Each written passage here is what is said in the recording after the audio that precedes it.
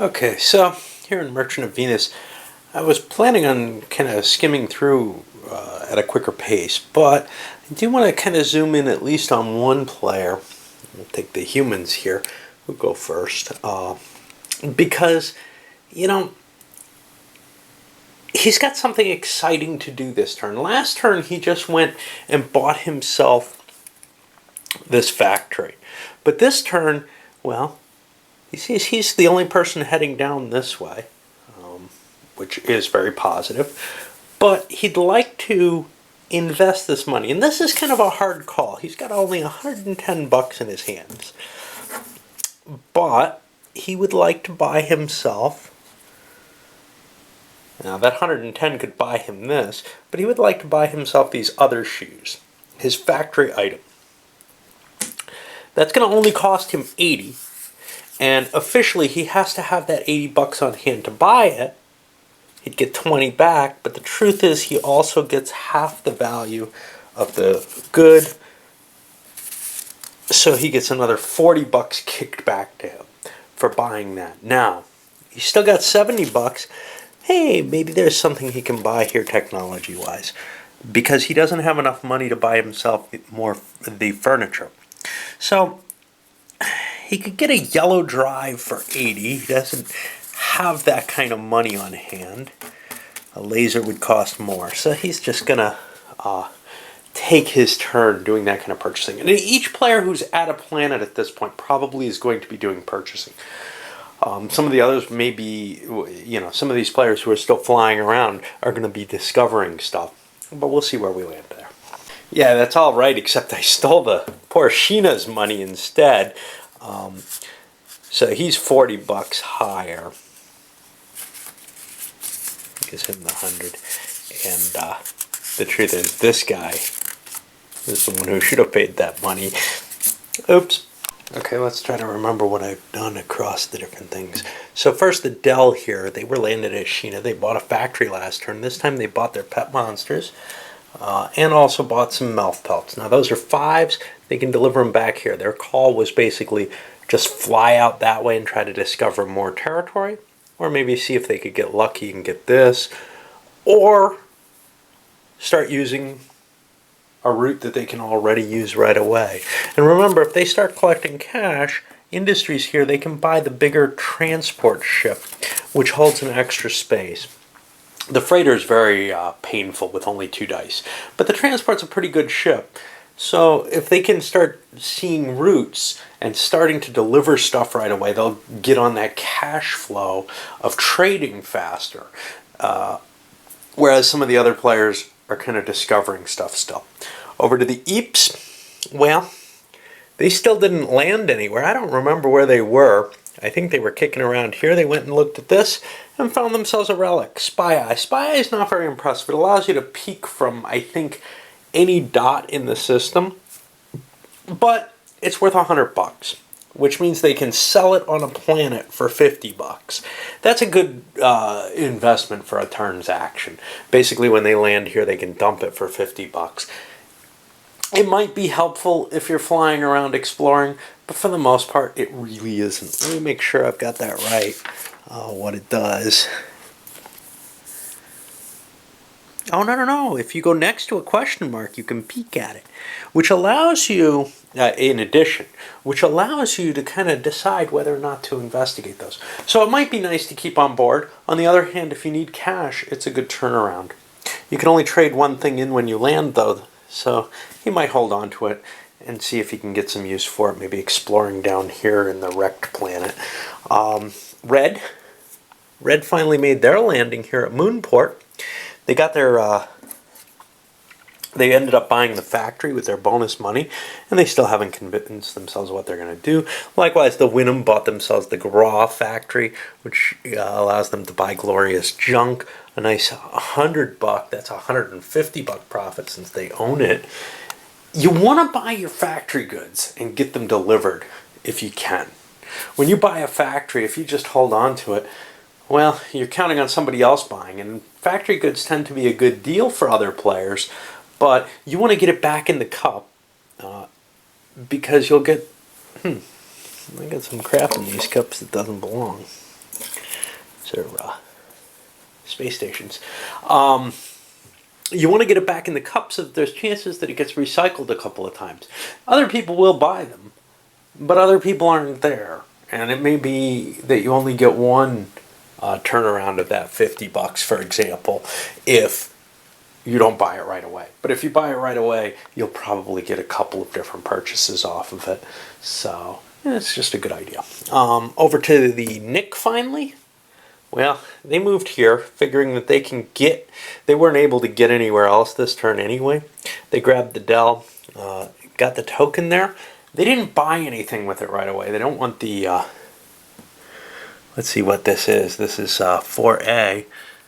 The factory would have cost $200. They don't have enough money for that.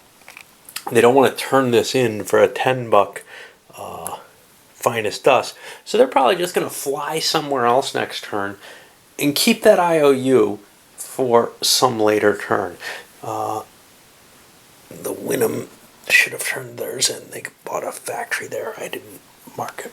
I gave them the cash. I paid the cash. All right, on to the next round. Let's see. Humans shooting down, grab another culture, try to turn things around. If they get lucky, they've got an 8 here. They've got to look for a 9, 10, or culture 1. Well, there's still a 9, a 10, and both 1s available. So they've got, well, they would be able to sell it in 5 places.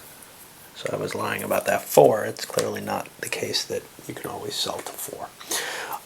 Over to the yellow, the Dell.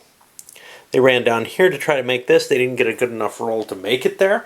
So they don't get to send anything off. If blue craps out on its roll, yellow could still slide in here if they choose and try to get a jump there. They made the choice not to go exploring up here, which frees up the Wynnum. We'll get to them in a moment, but they can continue to buy. If yellow had strung up here and gotten itself to here, which would have been where it would have moved to, that would make black kind of consider running there faster and leaving things behind in order to get another culture. They can always come back here and buy their thing, but they ended up buying their factory goods and actually a space spice as well, because that's cheap. And they've got a decent amount of cash still left. The Eeps didn't make it anywhere.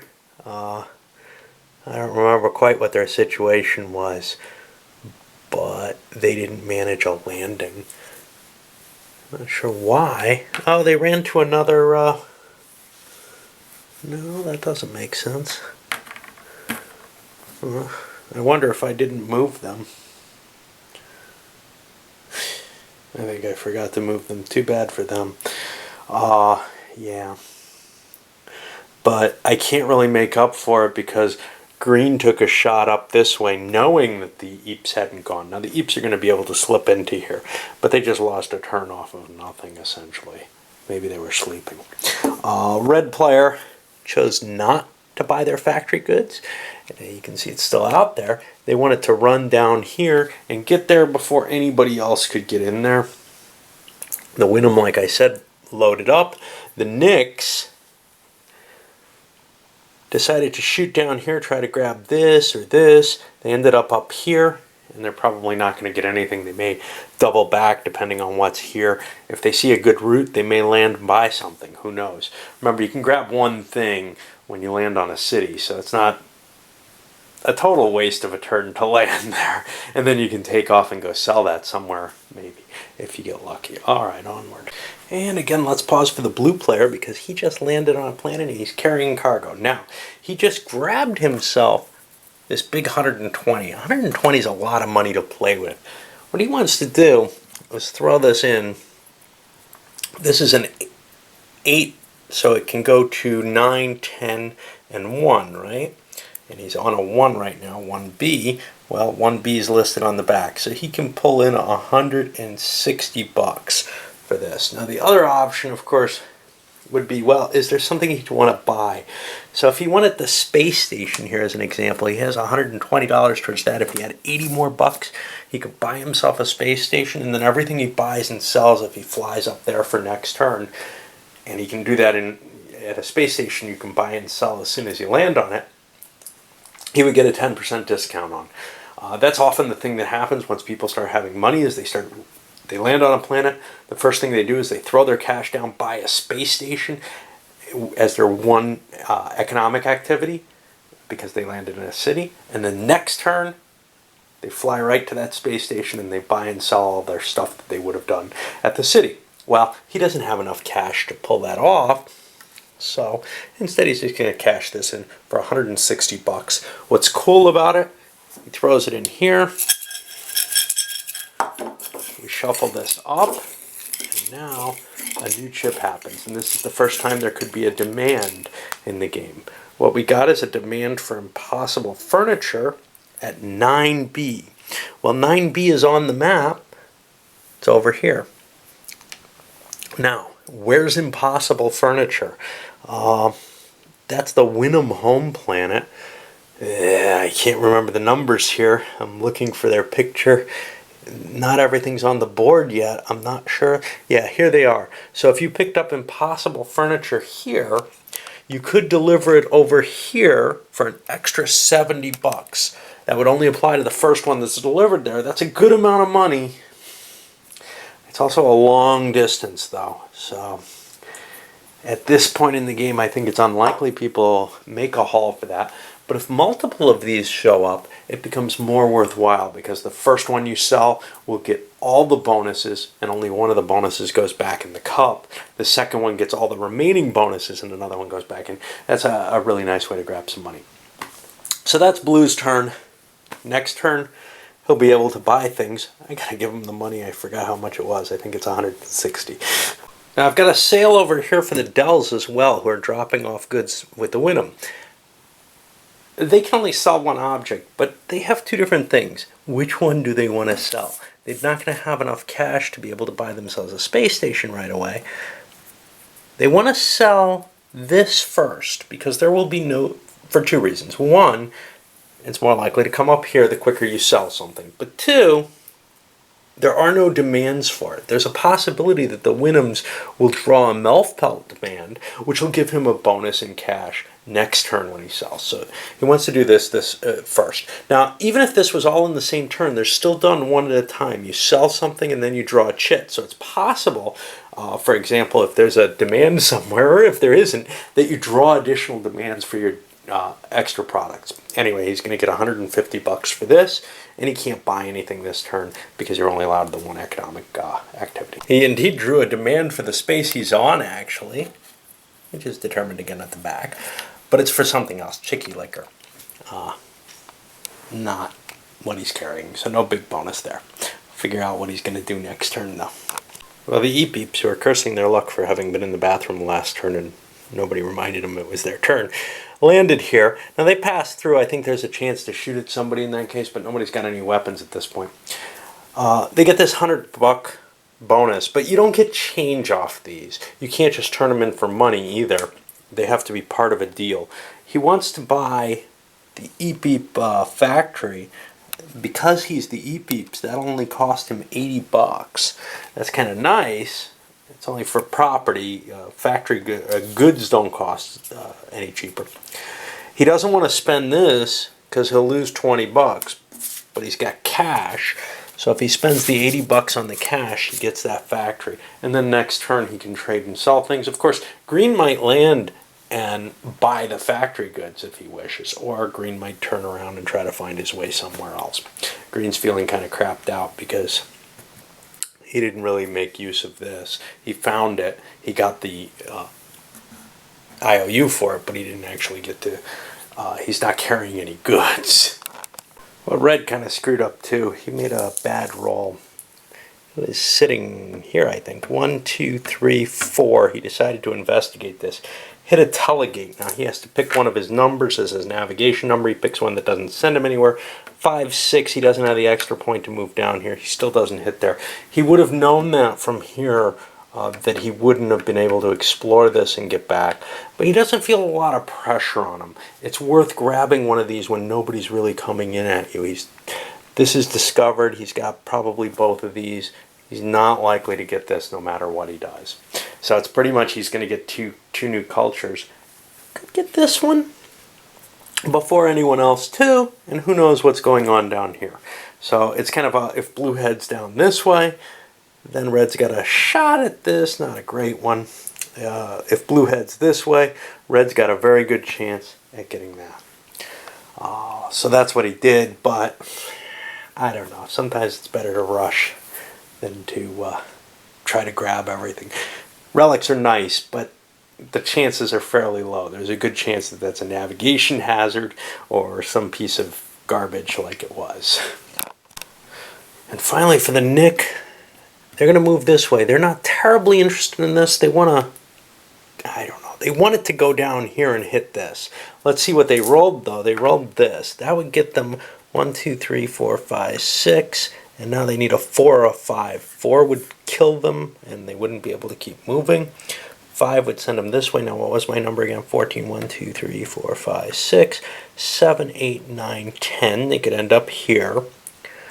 11. Uh-oh, I would hit a telegate, which could send me up here.